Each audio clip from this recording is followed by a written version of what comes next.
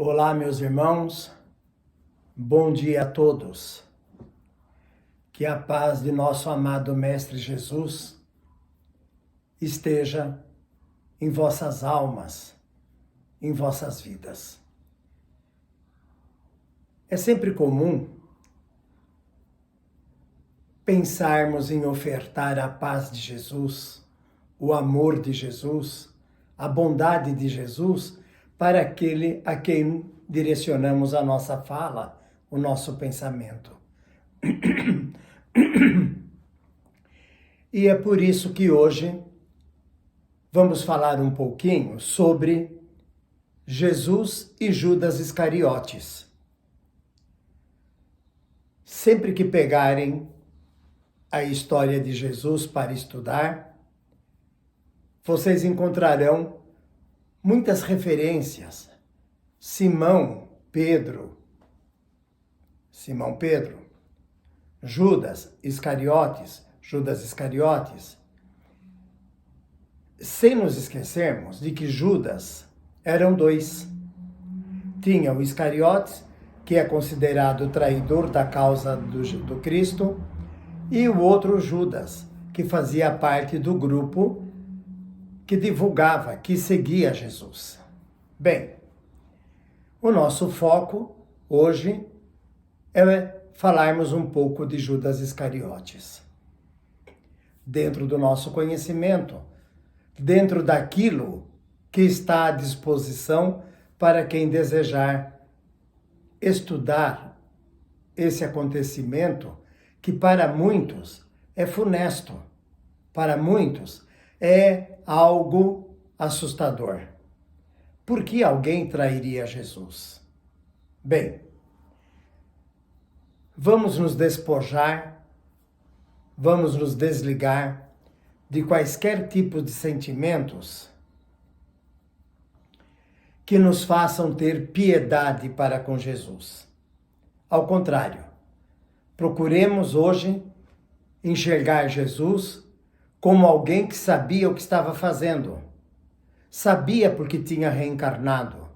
Sabia qual seria o seu fim. Porque o seu fim, enquanto ser humano, seria o renascimento para a vida eterna de todos nós, enquanto seguidores dos ensinamentos de Jesus. Então conta a história, superficialmente, que Judas traiu Jesus e recebeu como pagamento pela traição 30 moedas de prata. Imediatamente após Jesus ser preso, ele se sentiu tomado de um remorso enorme e se enforcou. Mas será que aconteceu dessa maneira?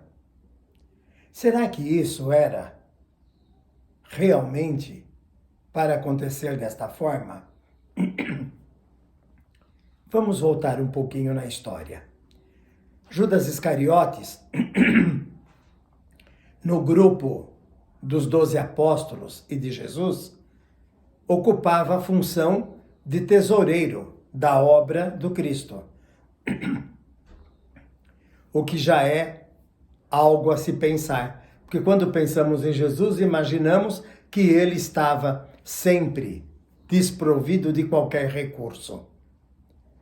Mas entravam donativos para que Jesus pudesse continuar a sua obra, para manter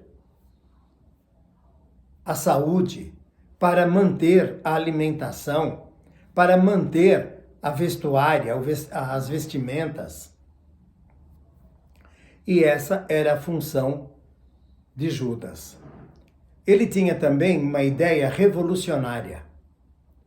Ele se punha contra ao Império Romano e contra o Império dos sacerdotes do Sinédrio, de Israel, que eram profundamente atentos aos bens materiais. Eram sacerdotes, falavam em nome de Deus, mas tinham um papel extraordinário de armazenar grandes riquezas. Bem, Judas se punha contra um e contra outro. E ele acreditava que Jesus tinha por missão ser um revolucionário, ser um comunista, tornando a vida das pessoas num bem comum, em que todos pudessem viver em paz. Então vejam que ele não era desprovido totalmente de bons valores. Acontece, meus irmãos, que existem situações que precisamos parar para refletir. Conta-se também que Jesus teria pedido a Judas Iscariotes que o entregasse à polícia da época, para que ele pudesse dar prova da sua missão. E isto justifica, então, Judas Iscariotes. Então, ele não teria sido um traidor, e sim cumpridor de um pedido do mestre. Mas isso também não temos certeza. E num outro ponto, temos a ideia, temos a informação de que Judas não traiu Jesus. O que ele fez estava nos planos dos trabalhos de Jesus para a divulgação da vida eterna. Aí cabe uma pergunta que devemos fazer a nós mesmos. Principalmente nós, os que viemos da Igreja Católica, da religião católica, onde nos ensinaram que no sábado de Aleluia, após a crucificação, deveríamos fazer um boneco, darmos a ele o nome de Judas, pendurarmos esse Judas numa vara comprida e malharmos, batermos, estraçalharmos e incendiarmos. Olha que forma cristã que nos foi ensinada de amarmos o nosso próximo. E com uma ingenuidade emburrecida, fizemos isto. Como terá ficado o espírito de Judas Iscariotes todos os anos, vendo a sua memória ser massacrada, estraçalhada, queimada, quando deveria ser, se realmente aconteceram as coisas da forma que nos foi ensinada, deveríamos fazer preces, pedirmos a Deus por amparo a Judas Iscariotes. Meus irmãos, Jesus, muito cuidadoso, os espíritos superiores, muito cuidadosos, sugerem que não nos preocupemos tanto com a história, mas sim com a moral dos ensinamentos de Jesus. Porque se nos preocuparmos com a história, essa informação vem toda fragmentada, partida, quebrada em pedacinhos. Então teremos apenas uma informação incompleta, outra informação, uma curiosidade e nada de concreto. E que deveríamos pegar dos ensinamentos de mestre a parte espiritual, a parte moral, o amai-vos uns aos outros, o perdoai para serdes perdoados.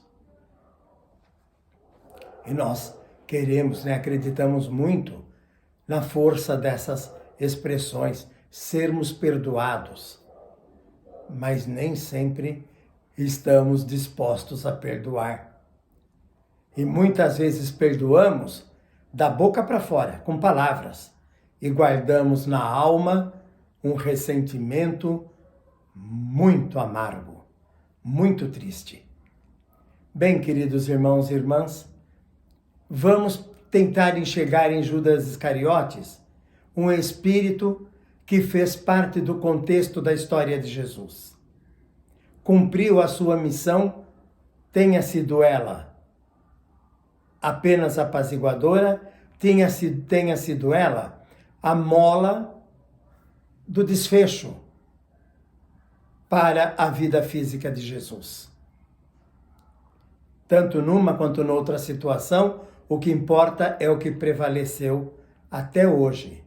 Jesus, o grande mestre, o Senhor pronto a nos agasalhar, a nos amparar, a nos receber a cada encarnação.